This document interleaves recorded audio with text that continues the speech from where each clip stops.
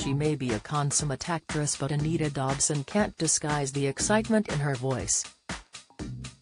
It's the eve of her visit to Buckingham Palace earlier this month with her Queen guitarist husband, Brian May.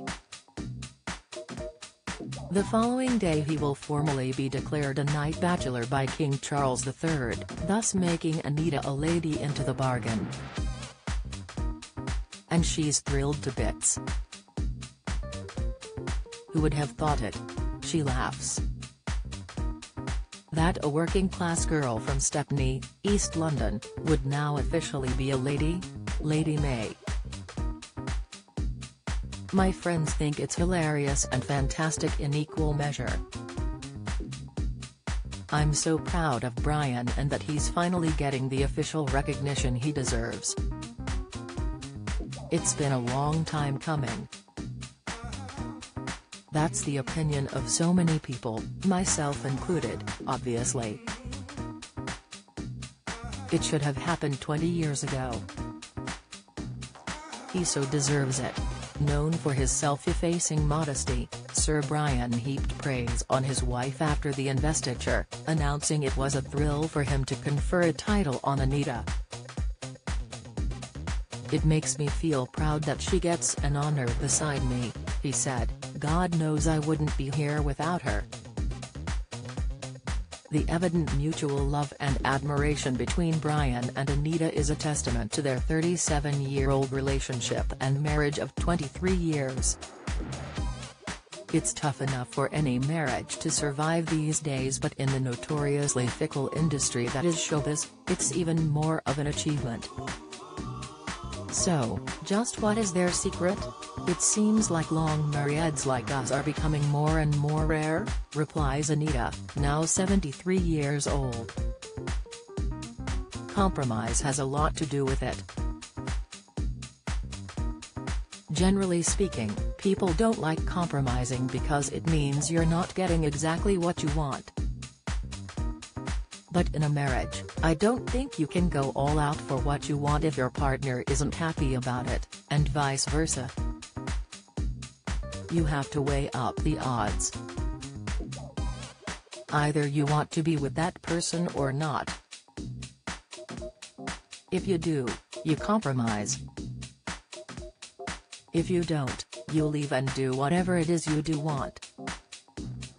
Brian and I have completely different opinions on lots of things, so we have to compromise.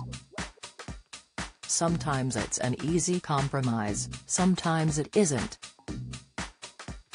But because Brian loves me, he allows me to be me, and vice versa. That's the trick, you should allow the person to be themselves. Anita is a very happy stepmother to Brian's 3 grown-up children, Jimmy, Louisa, and Emily.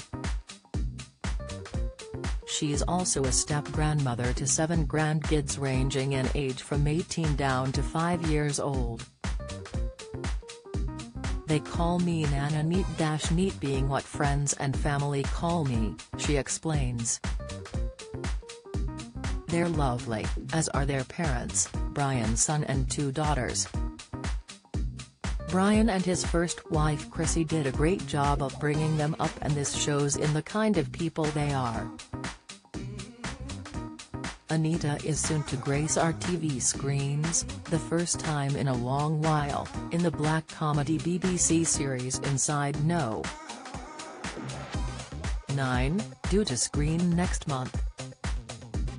In an episode entitled Mother's Ruin, she plays a villain called Annie Blackwood, married to Harry, played by Phil Daniels, both of them former EastEnders.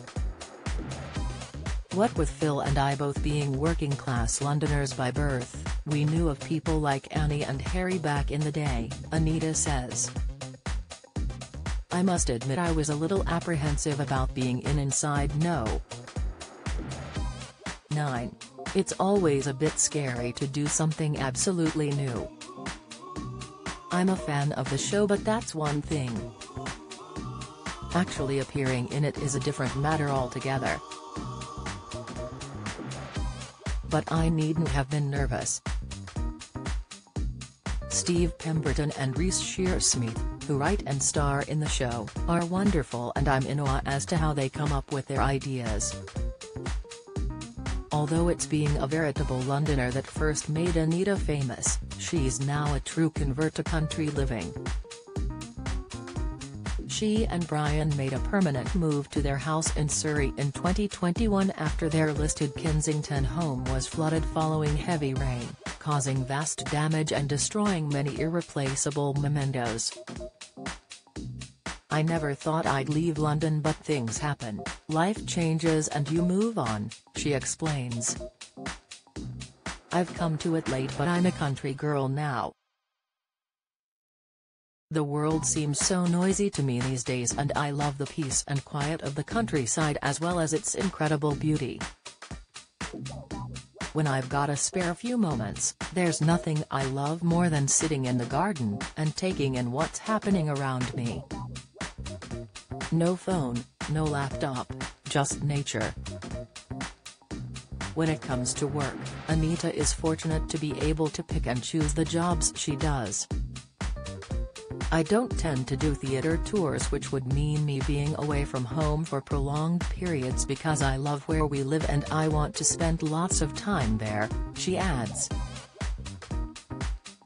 Previously she had said she planned to continue acting right up until the end of her life. Now, though, she's not so sure.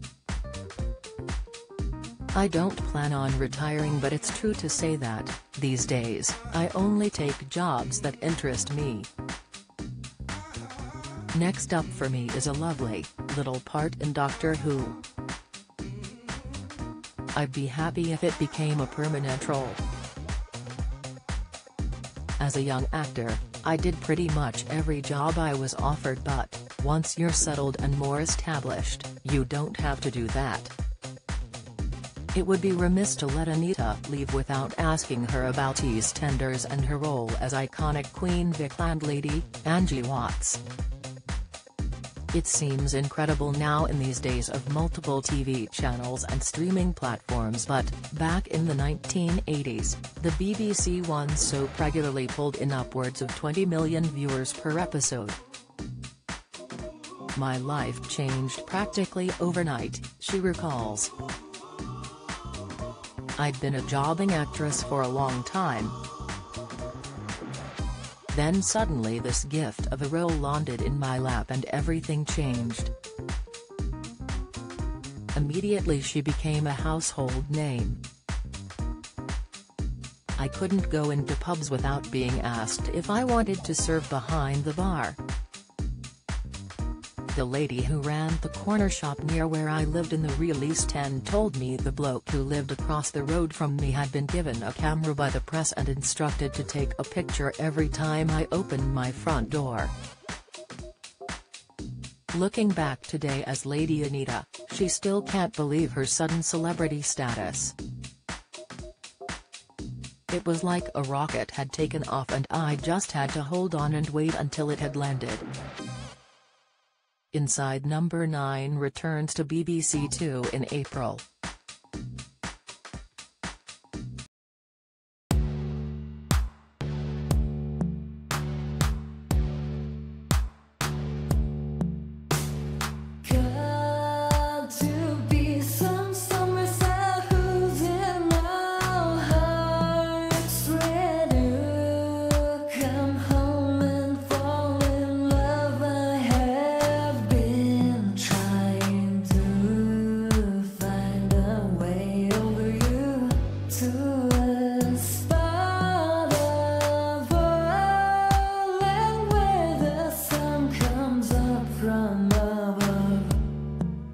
Now take